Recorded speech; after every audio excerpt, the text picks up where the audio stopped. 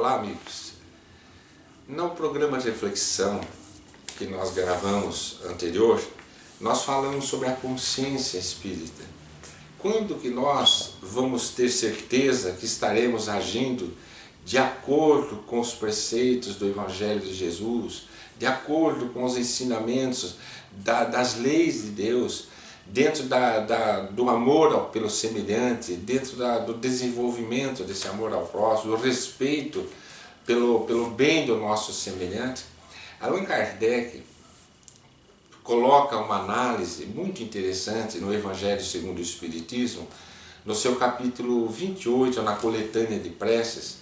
No item 24, ele coloca dentro dessas coletâneas, ele coloca um item chamado para pedir o conselho, onde ele diz assim: se você está indeciso em tomar uma atitude, mas indeciso como cristão, naquela questão que você tem que pensar, será que o que eu vou fazer vai ser bom ou não vai ser bom?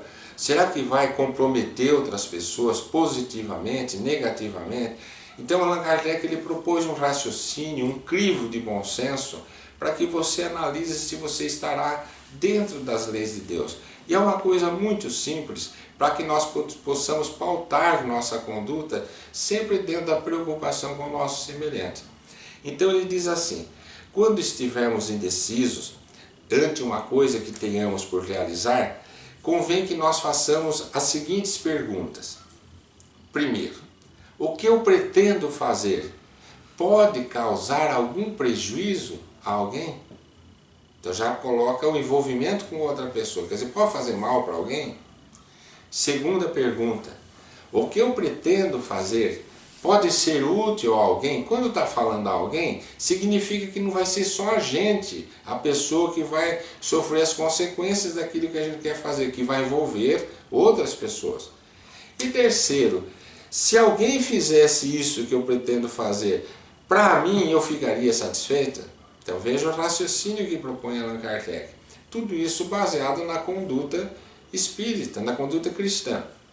Então, pode causar prejuízo para alguém? Pode ser útil para alguém? Se alguém fizesse comigo, eu ficaria satisfeito? E aí continua Allan Kardec: se aquilo que nós vamos decidir só interessar a nós, então nós devemos pesar as vantagens e as desvantagens, porque tudo traz uma consequência. Nós analisamos aqui num outro programa aquela mensagem da Delfínia de Girardin, nos orientando que as consequências daquilo que fazemos é que vão dizer se o que fazemos é uma tragédia ou uma alegria, se é bom ou se é ruim. Então, se só vai comprometer a nós mesmos, é importante pesarmos as vantagens e desvantagens em relação ao nosso futuro, que pode trazer um benefício imediato, mas pode complicar nossa vida lá na frente. Então a gente tem que pesar com muito carinho, com muito critério, se não é imediatista, muito precipitada aquela conduta nossa, se realmente visa um bem-estar, uma segurança lá na frente. Então qualquer coisa que a gente vai fazer, a gente pode perfeitamente raciocinar dentro desse crivo, desse bom senso que Allan Kardec nos propõe. Aí Allan Kardec diz assim: e se isso que nós pretendemos fazer interessar a outras pessoas? E se ele puder fazer mal para algumas pessoas e bem para outras pessoas? Como é que a gente vai decidir?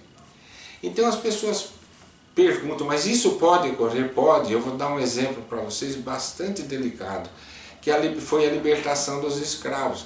Tanto nos Estados Unidos quanto no Brasil, veja que a decisão, fosse do imperador, fosse da imperatriz, fosse nos Estados Unidos de Abraham Lincoln, a decisão de libertar os escravos beneficiaria muita gente.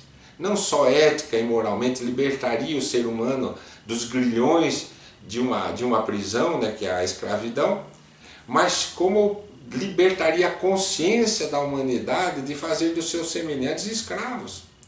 No entanto, haviam aqueles que eram os escravagistas, que eram as pessoas que tinham muito prazer em ter escravos e não pagar nada para as pessoas trabalharem na sua terra. Então, para eles, aquilo era um problema, eles não queriam ficar livres dos escravos. Então existem situações delicadas, complexas, que quando você toma uma decisão, você vai fazer bem para uns, mas pode fazer mal para outros. No que se baseou então a decisão da princesa Isabel, por exemplo, no Brasil, que ela já estava sendo amparada por tantos abolicionistas aqui no Brasil, no que se baseou, se não no sentimento de humanidade, no sentimento ético-moral de fraternidade, libertar um semelhante seu da escravidão. Então, quando ela assina a libertação dos escravos em 1888, ela está propondo dificuldades para algumas pessoas, que são os escravagistas que vivem da mão de obra de graça. Então essas pessoas, na verdade, elas vão padecer a perda dos escravos, mas elas vão ser colocadas dentro da lei de respeito pelo semelhante. Na verdade, elas estão sendo ajudadas, embora imediatamente para elas não.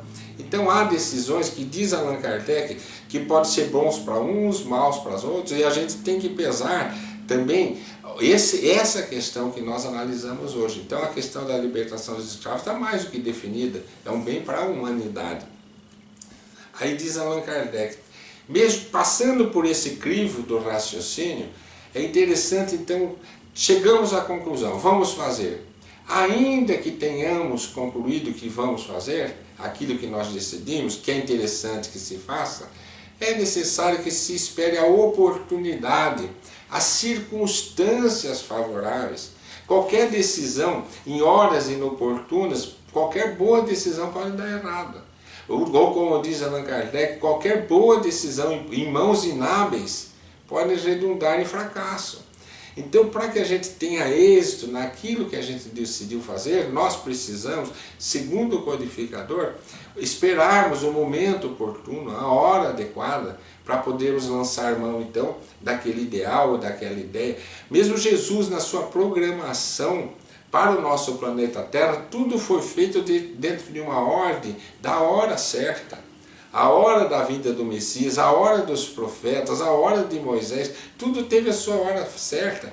A hora de Allan Kardec, a hora do advento do Espírito da Verdade, tudo foi numa hora exata. Veja que a França estava passando por aquela libertação torturante, porque na verdade foi uma carnificina que ocorreu na queda da Bastilha, foi uma carnificina, quem estuda história sabe disso. Poucos anos depois, Napoleão se intitula o imperador da França para organizar o território francês. Em 1804, Napoleão se coroa imperador. Em 1804 nasce Allan Kardec, Hippolyte Léon Denisard Rivail. Veja a programação, tudo tem que ser na hora adequada, na hora certa, com as oportunidades, tem que estar tudo sempre bem estudado, para que chegue-se o fim daquele planejamento seja o ideal. E logicamente tudo que é planejado nos planos superiores da Terra, eles são muito mais bem planejados. E nós aqui temos então que passar por esse crivo. O crivo da conduta cristã. O que eu vou fazer vai comprometer outras pessoas? Se vai comprometer, vai ser bom ou vai ser ruim? Se vai ser bom ou ruim para uns e para outros, como que eu vou pesar as vantagens e desvantagens e aguardar o momento favorável para então colocar em realização aquilo que nós planejamos. E no final diz Allan Kardec, dá 2 conselhos para nós, porque aqui a mensagem é para pedir um conselho. Dá 2 conselhos. Na dúvida, abstenha-te. Quer dizer, não faça nada. Se você continuar em dúvida, não faça o que você está pensando. Deixe para amadurecer essa ideia. E nunca deixe de pedir o auxílio dos espíritos protetores para as boas ideias. Eles vão nos ajudar a decidir qual que é a hora melhor para colocarmos em andamento aquele planejamento. Obrigado a todos, até o nosso próximo encontro.